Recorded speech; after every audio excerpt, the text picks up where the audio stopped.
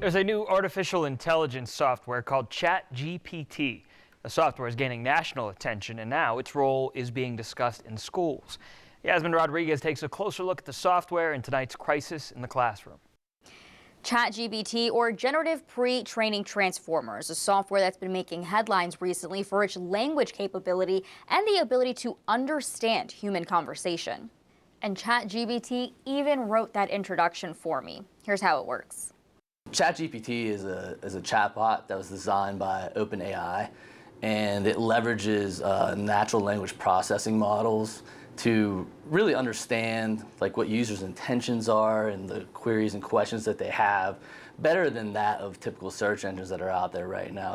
And then they reply in a way that mimics human speech patterns, so it feels like you're talking to somebody else. According to OpenAI, the company that launched the software, ChatGPT is a program that interacts in a conversational way.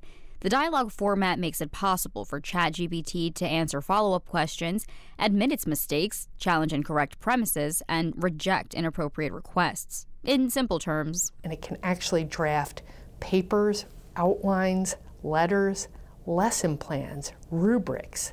I think there is an incredible potential here, and with that potential comes some concerns.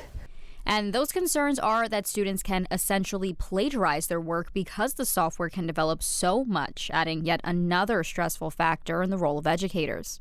But then also, I think it's a challenge for professors and faculty and teachers to come in and create more authentic assignments so that something like ChatGPT just can't produce the answer. ChatGPT was just released in November, so you may be asking why it's creating so much buzz right now. When new technology comes along that can do what only people could do before, then it creates questions. But new technology is scary and it creates a lot of buzz.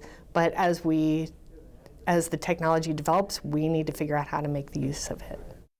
Because it's still so new, the software's data models are only updated until 2021, meaning some questions may be answered incorrectly, and the software has the ability to spew misinformation, which is where fact-checking comes into play.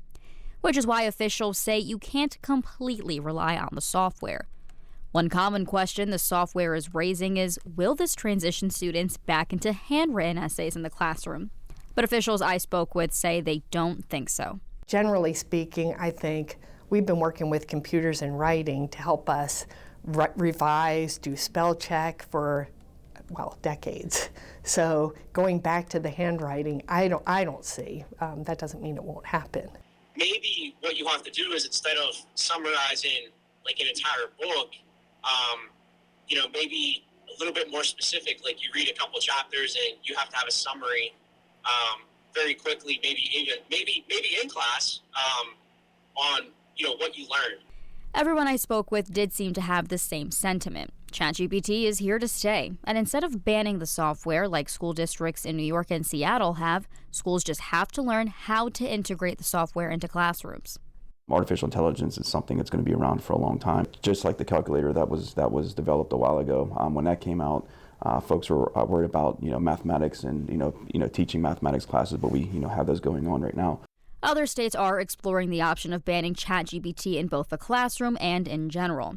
I asked if that would be a possibility here in Pennsylvania schools and received similar responses across the board. It really is about us in the educational system finding a way to leverage this and assist in the academic setting and not allow people to become reliant upon it. I think we will continue to explore how to use it and adapt around it rather than to shut it down. One professor I spoke to saying it's even too early to make that decision in the classroom, and ultimately it depends on the educator. It's still quite on debate. Some professors kind of ban it in the classrooms because they're afraid of this malicious intention and usage. Other professors are more open-minded, I guess, and then they are trying to adapt how they can creatively use this technique in their classrooms. So we will see lots of use cases and discussions. Right now it's really chaotic. I also reached out to the Pennsylvania Department of Education about ChatGPT, and they provided me with this statement, saying, quote, Cheating and plagiarism are unacceptable in Pennsylvania schools, and schools have the authority to enforce local sanctions if cheating or plagiarism takes place. PDE is aware of this tool and encourages school entities to familiarize themselves with it and others that may exist, but we have not received reports from school leaders or staff of widespread usage. Educators say websites like turnitin.com can help identify plagiarism and monitor AI software to make sure students are not wrongly using ChatGPT essays.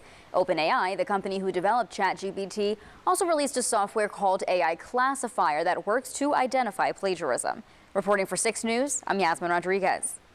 Thanks for watching the WJAC YouTube channel. For more top stories and breaking news, be sure to subscribe to this page and download our news app.